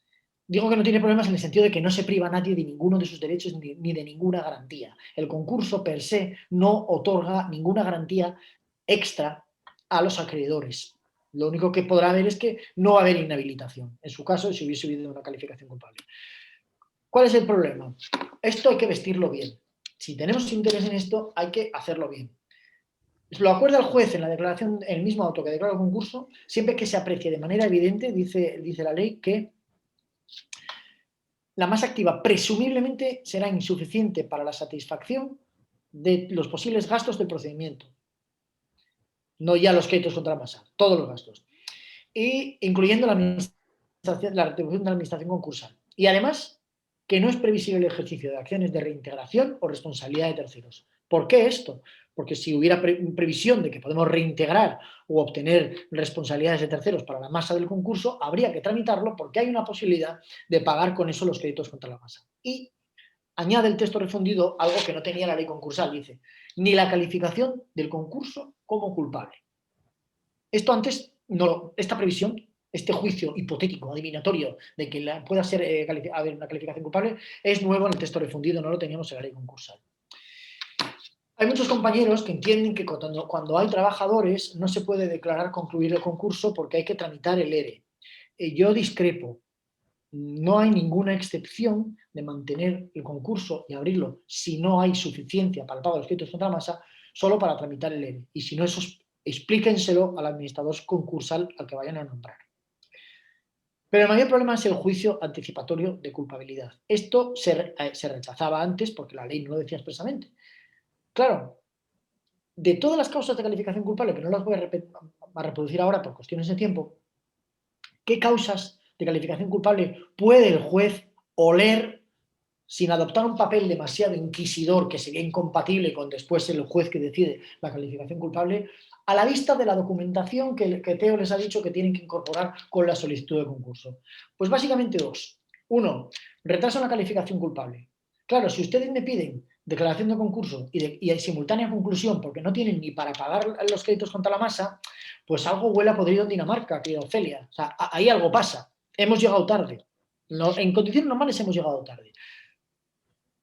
Y dos, las cuentas. Si no tenemos depositadas, aprobadas o formuladas las cuentas de los 3 últimos años. Todas las demás exigirían una indagación que yo creo que es incompatible con la posición del juez. Y por otro lado, en un concurso voluntario, el juez tiene la documentación que le aporta el solicitante. Entonces, en estos casos, yo lo que les recomiendo, hace poco he tenido uno con bastante dinero porque era promoción inmobiliaria y el solicitante dice, bueno, podría parecer que hay un retraso en la culpable, pero esto es una presunción que admite prueba en contra. Y en este caso, aunque haya retraso, porque efectivamente estoy en insolvencia desde hace más de dos meses, no hay culpabilidad, porque si he estado quieto es porque tenía un pacto, unos acuerdos con la Sareb o con la entidad que fuese que tuviera privilegio especial de que íbamos a vender esto en ejecuciones separadas. Y efectivamente era así. Ahí no habría culpabilidad. O no tengo las cuentas aprobadas o depositadas porque tenemos una situación de enfrentamiento entre los socios que lo que estábamos era en causa de disolución. En ese caso podría también entenderse que justificarse que, aunque parezca que hay un indicio de calificación culpable, señor juez, no abre usted el concurso porque no es previsible que vaya a haber culpabilidad por estos motivos. Y fundamentalmente, la típica empresa que lleva sin actividad 3 años, 4, y presenta el concurso. Podemos aportar documentación junto con la demanda que justifique que no se ha agravado la insolvencia en esos 3 años, que simplemente ha habido un cese de actividad, pero no ha habido un agravamiento de la insolvencia. Y por ahí salvaríamos este escollo. A este respecto, cuando tenemos interés en lograr esta declaración de conclusión, lo que les recomiendo es la documentación de la solicitud del concurso. Lo que tiene que tener es el valor real, el valor de mercado de los activos, no el valor contable. Muchas veces nos encontramos con que el inventario de la solicitud de concurso dice que los activos valen 1.000 y sabemos de sobra, el que lo solicita, el administrador y el juez, que esos activos van a valer 0 o probablemente nos cobren por sacarlos de la empresa cuando vayamos a liquidar. Entonces, es cierto que puede haber un cierto riesgo porque alguien les diga, oiga, si usted los tiene contabilizados por 100 y ahora me dice que vale 0 el valor real de mercado, haberlos depreciado. Y si no los ha depreciado, lo que hay es una irregularidad contable relevante. Pero eso casi nunca se va a ver en una declaración conclusión. Lo que sí que me parece lógico es que la típica empresa que me viene con un inmovilizado de mesas, sillas, lámparas y la cubertería del restaurante, pues aunque ustedes eso tengan el inmovilizado, eso y la reforma del local y la insonorización por 100.000 euros, todo el mundo sabe que eso en una liquidación de un concurso vale 0 o próximo a 0. Entonces, hay que ajustar eso. Y por otro lado, los créditos. También es costumbre, tengo créditos, sí, tengo activos por créditos, activos financieros por créditos contra terceros. Ya. ¿qué recuperabilidad tienen esos créditos? Usted los tiene registrados, contabilizados por 2.000, pero perfectamente puede decir, dudo totalmente de la recuperabilidad de estos créditos por la situación de estas empresas y, por lo tanto, el valor de mercado que tienen es 0 o próximo a 0. En esos casos no habría duda de que el activo es insuficiente para el pago de créditos contra la masa. La Audiencia Provincial de Madrid, que es donde están ustedes, es bastante restrictiva. Y así lo ha dicho, y en algún supuesto lo que ha hecho es entrar de oficio a comparar la solicitud de concurso con el balance de las últimas cuentas. Y en el balance en cuestión hay un inmovilizado y un activo corriente por créditos por X dinero. Lo que nos ha dicho la Audiencia Provincial de Madrid, dicho sea de paso, que es el buque insignia de los mercantilistas en España, todo hay que decirlo, estima el recurso y entiende que se debe abrir. Ahora, muy pocas veces nadie va a recurrir un auto de declaración conclusión de un concurso. Para valorar el activo, además, tengan presente una cosa: los bienes afectos a privilegio especial no se valoran, salvo que su valor fuera superior a la garantía, y los bienes que no sean necesarios y estén embargados en un procedimiento administrativo laboral tampoco se valorarían. Si no va a haber actividad, si hay un cese de actividad, aunque el procedimiento administrativo laboral las tengan embargadas la TPV, los créditos contra terceros y las sillas de la terraza del local o la maquinaria de la empresa que sea, si hay un cese de actividad, no se podría defender que fuesen necesarios y, por lo tanto, esos bienes no valdrían nada porque tendrían una ejecución separada. Los gastos de cubrir, y con esto acabo, hay que comparar esto con los previsibles créditos contra la masa, honorarios de administración concursal, publicaciones imprescindibles, los propios gastos de liquidación de la masa activa, el pago a las entidades especializadas de venta, los salarios en el caso en que haya créditos contra la masa, los honorarios del abogado, etc. Yo con esto lo dejaría y creo que hasta cumplo más o menos el horario que nos habían dicho de acabar en torno a las 6 de la tarde. No sé si hay alguna pregunta más en el chat. Sí, Carlos, tenemos una pregunta que nos plantea Dolores, que bueno, dice que la realidad es que no todos los concursos pueden ser concursos express, que los jueces miran la documentación que se aporta y en muchos casos los tramitan como concursos sin masa, cuando no se explica suficientemente la desaparición de los bienes. Y bueno, entraba a preguntar directamente si se podía valorar la opción de comentar este punto. Claro, vamos a ver. Mire, hay sectores muy potentes de la doctrina que no entienden, que promueven incluso que la calificación culpable saliera de la tramitación concursal. Es decir, no tiene sentido tramitar un concurso de acreedores únicamente para realizar una calificación culpable del concurso. La pregunta que nos hace Dolores, hombre, a ver, si usted tiene en el balance de las cuentas del año pasado una tesorería exuberante, bienes inmovilizados, bienes muebles, bienes inmuebles, y de repente me presentan un concurso a los 2 o 3 meses que no tiene bienes, pues hombre, habría que mirarlo. Habría que mirar si puede haber indicios de que pudieran ser reintegrables o de que pudiera haber una salida fraudulenta de bienes. Ahora, yo también les digo que estoy seguro que son más los jueces que no miran eso porque no, por una cuestión de eficacia del trabajo. Es que no te puedes ponerte a mirar de oficio las cuentas, te entierras, te come el juzgado en papel. Pero sí, efectivamente, ese supuesto se puede dar y le digo más, está bien hecho. El juez que hace eso, yo creo que lo hace bien. Teo, ¿tú tienes experiencia en esto? Bueno, Dolores, estás apelando a nuestra conciencia de jueces y a nuestra conciencia de hombres prácticos. Nos pones en la disyuntiva, pero voy a intentar transmitirte mi punto de vista. Vamos a ver, es imposible que con la escueta información que me dan en una solicitud de concurso, me están diciendo una cosa que es verdad, que no hay masa, yo me ponga a hacer subsanación de la documentación de las cosas que no han comentado. Es decir, la última que eché para atrás de un concurso express me decía el propio solicitante que antes de llegar al concurso he procedido a traspasar los trabajadores a otra sociedad y también he arreglado las cosas, era de hostelería, y he arreglado las cosas con el arrendador. Digo, oiga, no, lo siento, le nombro un administrador concursal y además al administrador concursal le tengo que explicar que, claro, que tiene que revisar esas operaciones y ver si ha pagado usted conforme al orden que debería haber pagado y cómo se pagaría el concurso. Entonces, mira, Dolores, yo aquí lo que veo es que yo no puedo estar continuamente haciendo requerimientos de subsanación de la información, no de la que me dan mal, que la insuficiencia de masa me la dan bien, de la que me callan. Yo no puedo decir, no, y ahora, mire, es que esta operación, ¿y por qué esta cosa de allá? ¿Y por qué esta otra cosa de allá? Ahora, ¿cómo salvo mi conciencia? Vamos a ver. Y creo que la ley. Si tú no me das esa información, yo en principio ese concurso lo concluyo, lo declaro y lo concluyo. Pero tienes que saber lo siguiente,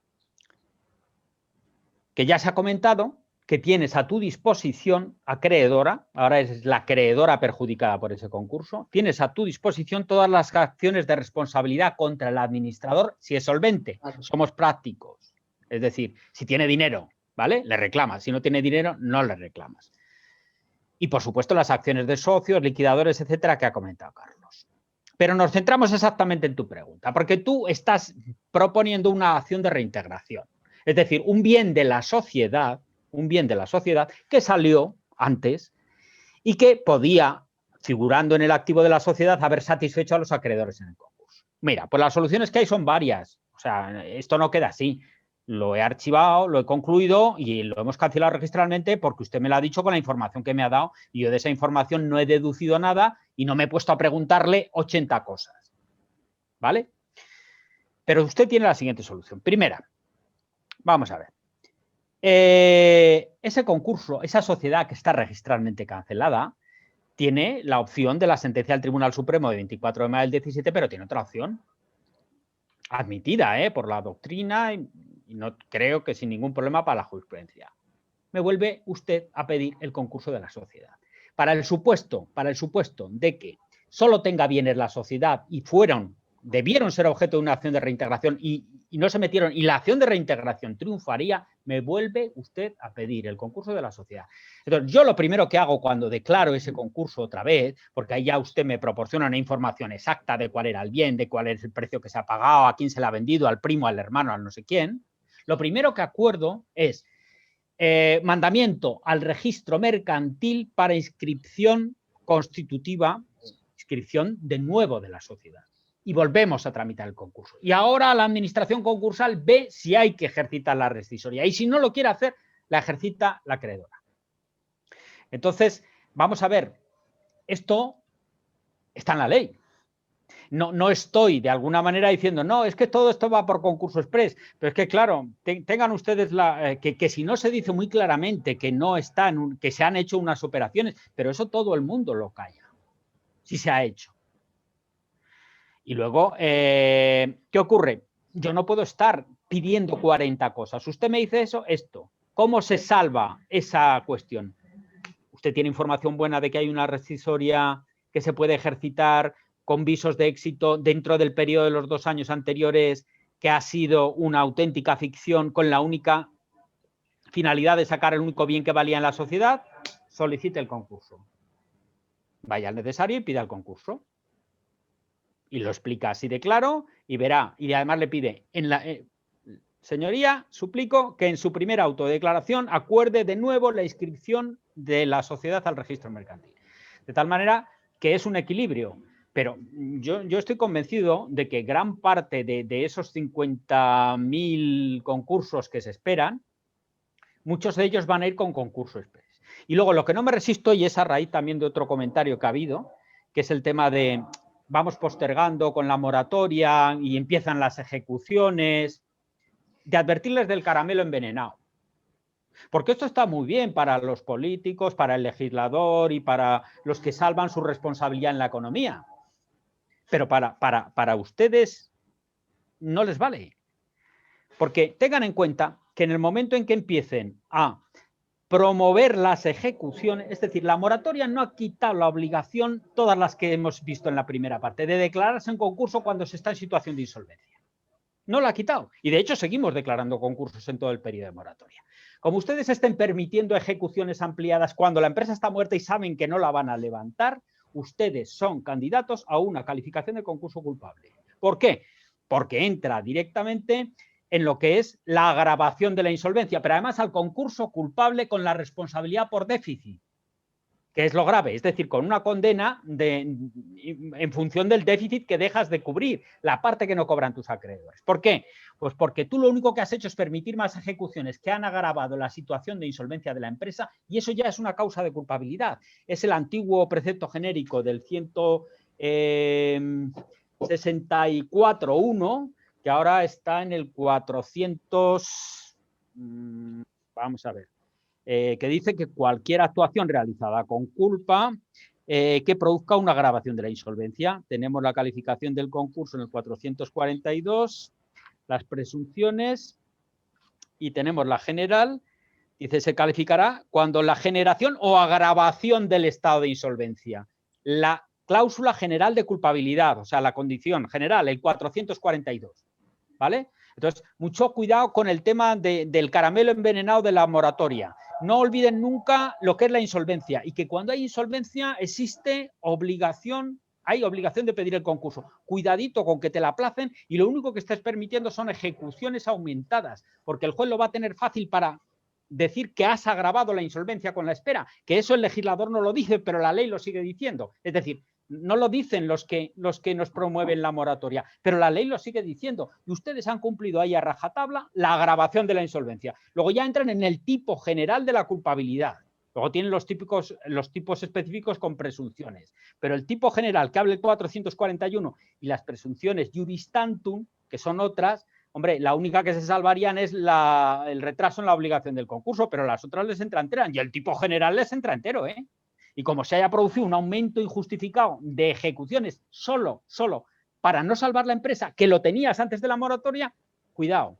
O sea, no se olviden de la primera parte. ¿Cuándo estás en insolvencia? Si la insolvencia es actual y la obligación de declarar el concurso. Porque si tienes bienes, las cuestiones que pueden venir por la agravación de la insolvencia es la responsabilidad de la cobertura por déficit, que es todo lo que hayas dejado de pagar a los acreedores, que el juez puede graduar, evidentemente. Pero mucho cuidado con los caramelos envenenados. Pues muchas gracias. Creo que resumía perfectamente Dolores Alemany, ¿no? en ese comentario que nos hacía, ¿no? Que para cerrar cualquier empresa, que la insuficiencia de masa tiene que explicarse y justificarse, que es lo que don Teodoro nos comentaba ahora en cuanto a esas nuevas confirmaciones de información que se piden en los juzgados. Pues agradecer a don Teodoro especialmente, a don Carlos también, esta tarde y esta jornada. Vemos evidentemente que, como nos comentaban, se avecina un tiempo turbulento en cuanto a declaraciones de concursos.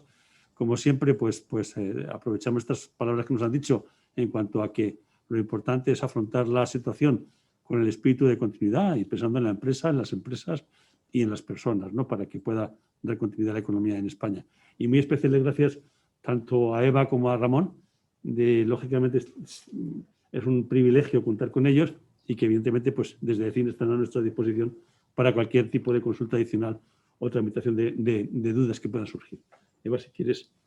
Muchísimas gracias. Yo únicamente cerrar diciendo que a colación de todo lo que se ha expuesto y teniendo en cuenta también las consultas que se han estado haciendo y que, bueno, que por supuesto tenéis el email abierto, ya lo conocéis, para seguir formulando las preguntas que consideréis, las consultas que necesitéis. El tema de la responsabilidad de los administradores, que creo que es bastante delicado, es un tema además que creo que llama mucho la atención y que es el gran desconocido y que igual podría ser también el objeto de unas próximas jornadas en cuanto sobre todo que se explique y se comente que la responsabilidad frente a los administradores de las empresas tampoco es directa y que lógicamente hay que cumplir unos requisitos y hay que demostrar efectivamente que existe una responsabilidad y que no deriva de manera automática en todas las ocasiones la responsabilidad contra los administradores de las empresas, que lógicamente tiene que existir un dolo, una culpa y en función de los artículos de sociedades de capital aplicar la responsabilidad en su justa medida, ¿no? Que yo creo que es bastante importante y creo que además es un tema que deberíamos de tratar teniendo en cuenta también un poco cuál ha sido el hilo de las consultas. Y agradecer mucho porque además ha sido una ponencia que arroja mucha luz, ilustra mucho con relación a toda la tormenta de normativa que hemos tenido en los últimos meses y de manera muy llana se ha explicado el procedimiento dentro de la complejidad que conlleva y espero que, bueno, que haya servido para aclarar muchas dudas, ¿no? Muchísimas gracias, Carlos, Teodoro y Federico. Y bueno, espero que nos veamos en próximas ocasiones. Gracias también a los asistentes. Muchas gracias.